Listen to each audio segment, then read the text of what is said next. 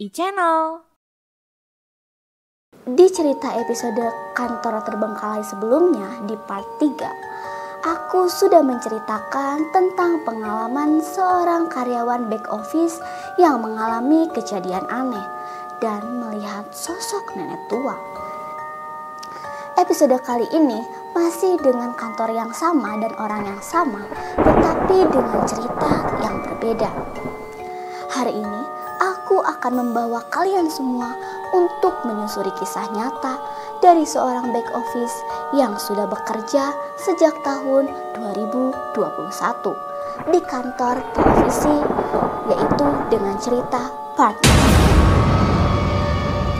4. Bahkan kejadian yang dialaminya masih tak bisa dijelaskan dengan logika. Bersama aku, Rizka Amalia, selamat datang di Geeng. Shh, jangan sompral. Cerita mistis menyeramkan, menjaga mimpi buruk, teror, merinding. Semua itu ada di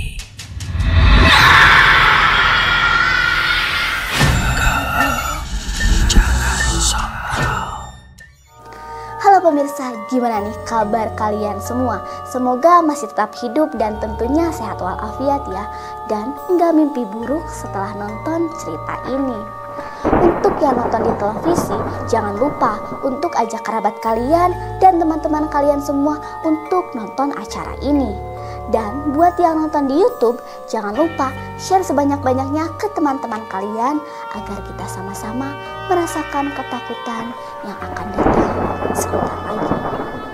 Cerita kali ini adalah lanjutan cerita dari seorang karyawan back office yang memang kerjanya itu selalu di depan komputer selama 8 jam. Dan kita sebut saja namanya Alia, masih yang sama dengan part 3 tadi. Nah, Alia tuh bekerja di kantor televisi ini sudah kurang lebih 4 tahun. Dan gedung yang dia tempati sebagai kantornya ini dulu tidak terpakai selama 2 tahun sebelum digunakan untuk menjadi kantor televisi ini. Alia dari dulu memang sering diganggu oleh makhluk tak kasat mata, bahkan sejak dia kecil. Melanjutkan dari cerita sebelumnya tentang sekelibat bayangan hitam dan juga sosok nenek tua, kali ini ada sosok yang menyerupai wujud salah satu karyawan yang bekerja di lantai yang sama dengan Alia. Seperti biasa, pagi itu semua terasa baik-baik saja, tidak ada yang aneh. Alia datang ke kantor sekitar jam 8.30 pagi atau setengah 9 karena masuk kerjanya itu jam 9 pagi. Setibanya Alia di kantor, seperti biasa dia langsung menuju ke lantai 4 di mana tempat dia bekerja. Dan saat itu karyawan di lantai 4 sudah hampir datang semuanya. Hanya editor 3 yang kita sebut saja namanya Arman dan IT yang kita sebut saja namanya Fitri yang belum datang. Tak lama setelah itu Fitri datang menyusul masuk ke dalam ruangan. Alia, kamu baru datang juga? Tanya Fitri. Iya Fit, aku juga ini baru datang, sambung Alia. Setelah obrolan singkat itu, Alia akhirnya duduk di kursinya. Hanya tinggal Arman yang belum datang ke kantor. 20 menit kemudian Arman datang dan masuk ke ruangan. Tapi anehnya Arman malah duduk di tempat yang bukan tempat kerjanya. Saat itu Alia melihat Arman menggunakan setelan yang sangat rapi, menggunakan baju koko berwarna krim serta celana putih.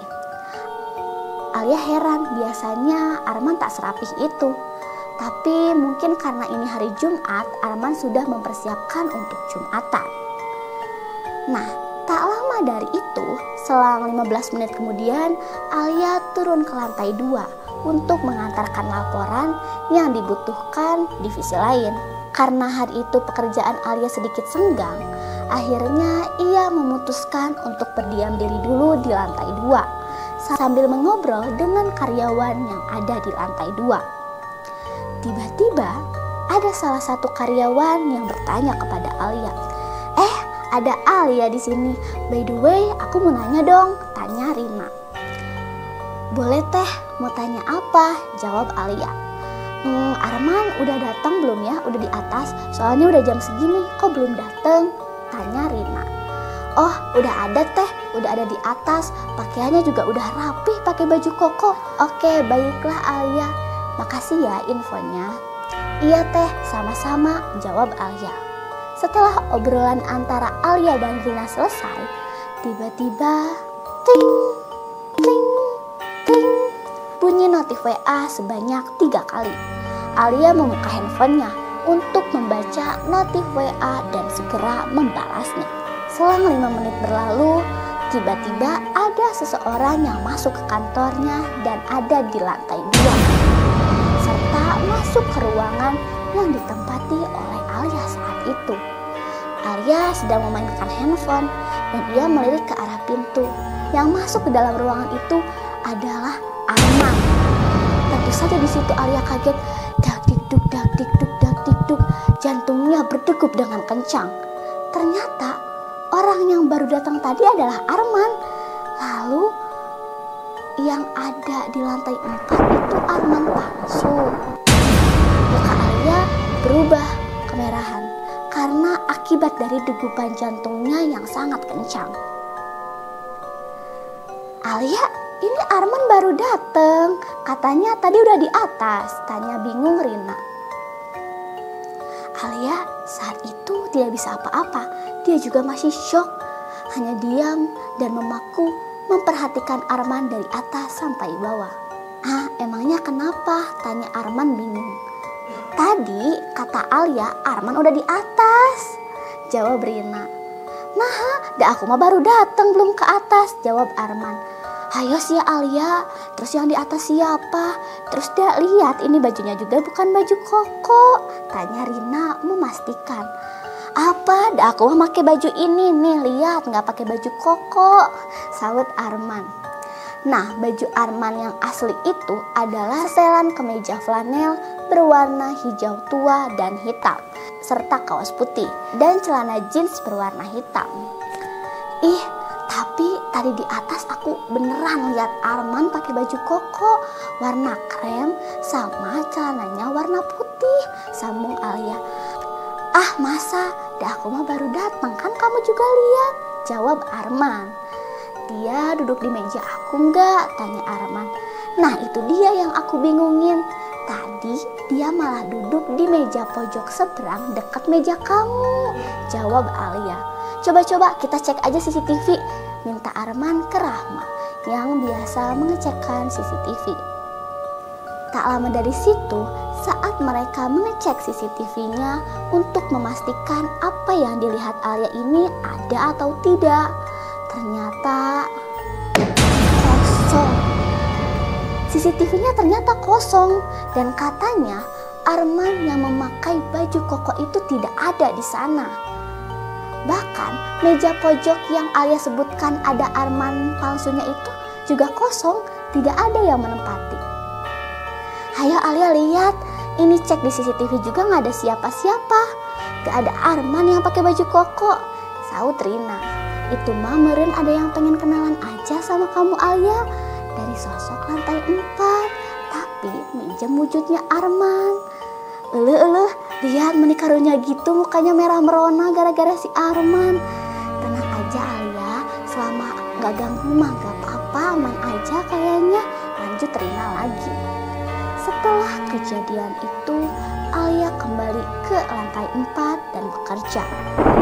Masih di hari Jumat yang sama, tetapi bulan yang berbeda. Nah, biasanya setiap hari Jumat ini suka ada futsal antar karyawan.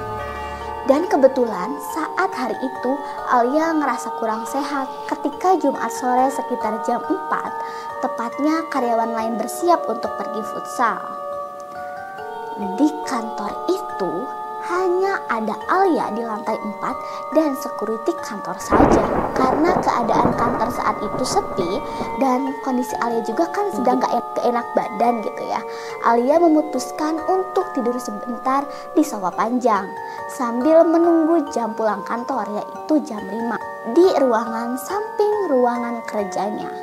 Di situ terlelaplah Alia dalam tidurnya dan hingga akhirnya sekitar jam setengah 6 sore Alia terbangun. Saat Alia akan mengambil sendal jepitnya, betapa terkejutnya ia melihat jejak kaki yang berlumpur di lantai keramik putih. Ukuran jejak kaki itu tidak besar, mungkin sekitar anak 8-9 tahunan. Tapi sepengetahuan Alia, di kantor saat itu tidak ada siapa-siapa, apalagi anak umur 8-9 tahun. Dan jejak kaki itu sangat berlumpur, seperti habis main di sawah. Tapi karena ia sendirian di kantor, ia segera menyingkirkan pikiran-pikiran negatif dan mengira mungkin jejak kaki itu adalah jejak kucing. Akhirnya, karena Alia penasaran dari mana si jejak kaki ini, akhirnya Alia menyusuri jejak kaki itu yang berakhir di dapur. Ia mengecek ke tempat gas. Apakah ada kucing yang mengumpat atau ada sesuatu apapun yang membuat jejak ini? Ternyata di sana kosong, gak ada apa-apa, bahkan kucing sekalipun. Dan ketika ia hendak akan berbalik untuk keluar dari dapur, betapa terkejutnya ia melihat 2 orang anak kecil yang tersenyum kepada Alia. Mereka hanya menggunakan celana pendek saja dan tubuhnya yang penuh dengan lumpur. Disertai suara tawa mereka juga yang tersenyum kepada Alia. Beberapa saat kemudian, 2 anak itu pergi entah kemana. Tentu saja di situ Alia kaget. Tetapi Alia berusaha untuk menyadarkan dirinya. Karena ia merasa ada yang tak beres. Akhirnya Alia cepat-cepat membereskan barangnya untuk bersiap pulang dan turun ke lantai 1. Karena memang kondisinya saat itu di lantai 4 hanya ada Alia seorang diri, sedangkan yang lainnya futsal. Dan pada akhirnya kejadian di hari itu berlalu sudah. Tapi siapakah anak kecil dan nenek tua itu? Apakah penunggu kantor itu? Ingat, saat ini mungkin kamu merasa aman, duduk di tempatmu dikelilingi cahaya. Tapi siapa yang tahu, mungkin orang yang di sebelahmu adalah bukan manusia.